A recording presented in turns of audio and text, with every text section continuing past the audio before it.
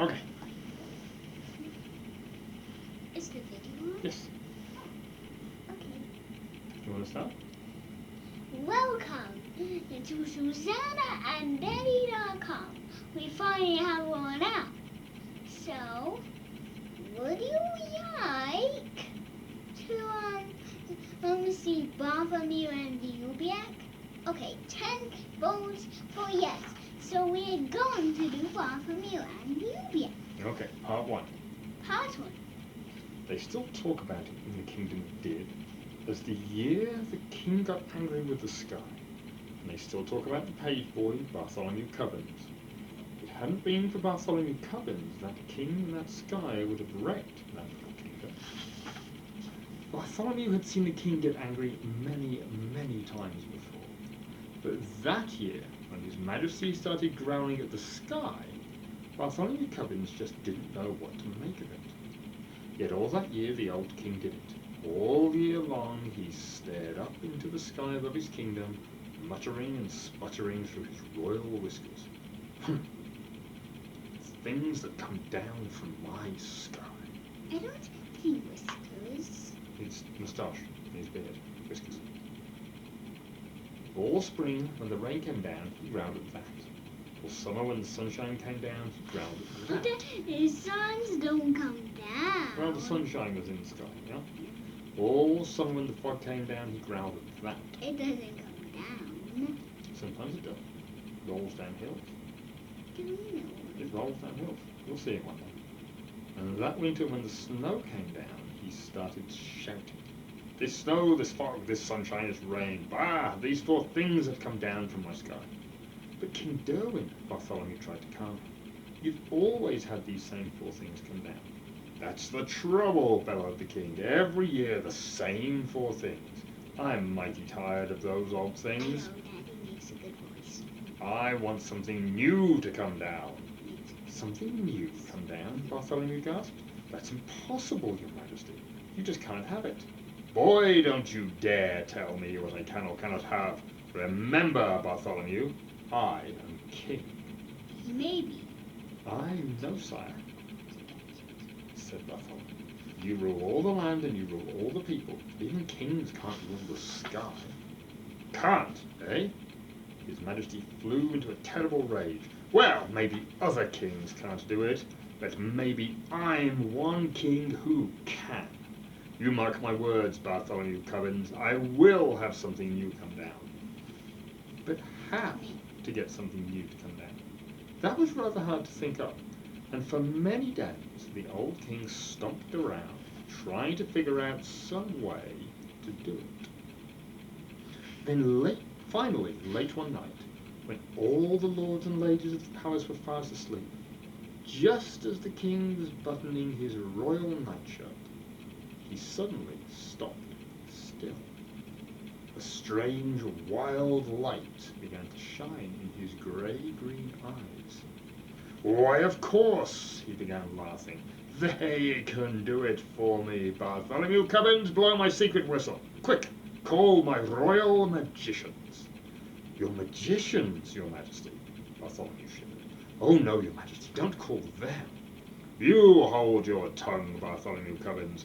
You do as I command you. Blow my secret whistle. Yes. Yes, sire, Yeah. Bartholomew bowed. But Your Majesty, I still think you may be very sorry. Are you reading it well now? Yeah. He took the king's secret whistle from its secret hook. Okay, that's very hard to read. Some girls read at the same time. You do one piece and I'll do one. Okay. He blew a long, low blast down the king's back secret stairway. And a moment later, he heard them coming. Up from their musty hole beneath the dungeon. Up the empty midnight tunnel to the royal bedchamber tower came the magicians on their padded, shuffling feet. Up and right into the room they came, chanting. Shuffle, duffle, muzzle, muff. Fizzer, whizzer, Mr. Cuff. We are men of groans and howls, mystic men who eat boiled owls. Oh, tell us what you wish, O king. our magic can do anything. 非常可以可畏。I wish, spoke the king, to have you make something fall from my skies that no other kingdom has ever had before. What can you do? What will you make? For a moment they stood thinking, blinking their squeaky eyes. Then they spoke out one word. Oobleck.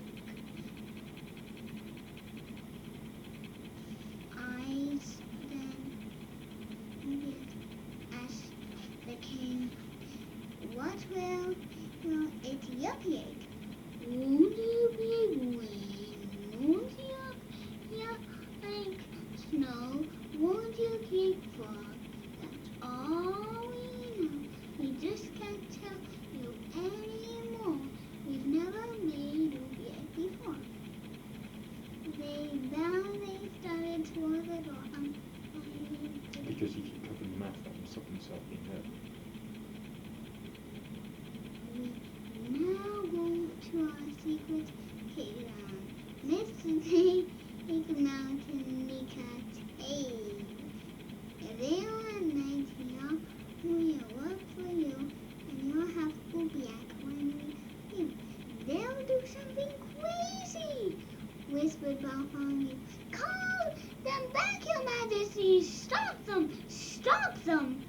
Stop them? Not for a ton of diamonds, said the king. Well, you'll be the maddest king that ever lived. Just think of it. Tomorrow I'm going to have Oobleck. It took Bartholomew a long time to get the excited king to sleep that night, but there was no sleep for Bartholomew the page boy. All night long he stood in the king's window. It's his job. He's the page boy to the king. He runs around and does things for him. All night long he stood in the king's window, staring out at the mystic mountain Nicotave. Somewhere up there, Bartholomew knew, the magicians were working their terrible magic. This one a young making the magician's voices. All night the magicians did. All night they walked circles round their magic fire, making monkey with their yelling tongues. Oh, snow and rain are naughty enough. Oh, we must make the one new stuff. So feed the fire of red knuckles hair. A burn an onion, burn a tail, burn a whisper from you, and then burn a young zombie as skin. Burn yellow twigs and burn red rust and a stocking full of dust. Make magic smoke thick, green and hot. It sure smells dreadful, does it not? So quick, before that means the smoke is now just right. So quick, before the day gets late, go magic smoke, go high, go rise into the kingdom sky, go make the Oobleck tumble down on every street in every town. Go make the wondrous Oobleck fall, or bring down Oobleck on a star. Dawn was just breaking, and Bartholomew was still standing, trembling, watching at the bedchamber window. But now, as the sun rose, Bartholomew smiled. Those silly magicians hadn't done a thing. Then, suddenly, Bartholomew Cubbins stopped smiling. Was he seeing things? No, there was something strange up there in the sky. At first, it seemed like a little greenish cloud, just a wisp of greenish steam. But now it was coming lower, closer, down toward the fields and farms and houses of the sleeping little kingdom. It was swirling around the topmost turrets of the palace. Tiny little greenish specks were shimmering in the air right over his head.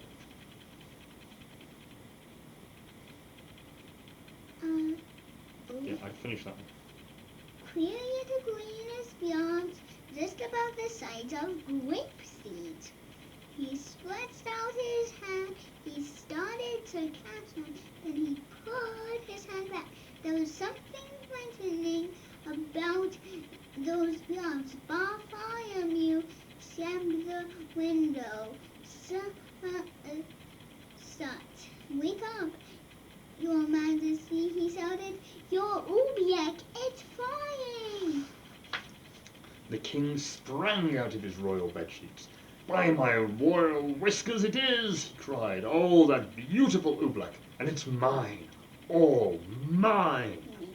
I don't like the look of those blobs, sire, said Bartholomew. They're coming down now as big as greenish peanuts. The bigger the better, laughed the king. Oh, what a day! I'm going to make it a holiday. I want every man, woman, and child in my kingdom to go out and dance in my glorious Oobleck. Out in that stuff? Asked Bartholomew. Do you really think it's safe, sire? Stop asking foolish questions, snapped the king. Boy, you run to my royal bell tower.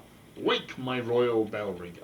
Tell him to ring the great holiday bell. For a moment, Bartholomew Cubbins didn't move. Run! Barked the king.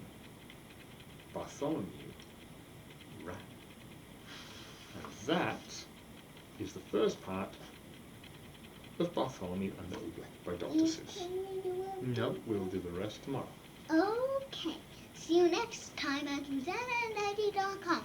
Don't mind that I'm going nearer and nearer and nearer the camera.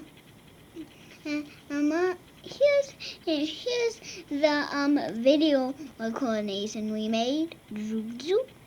And we're done.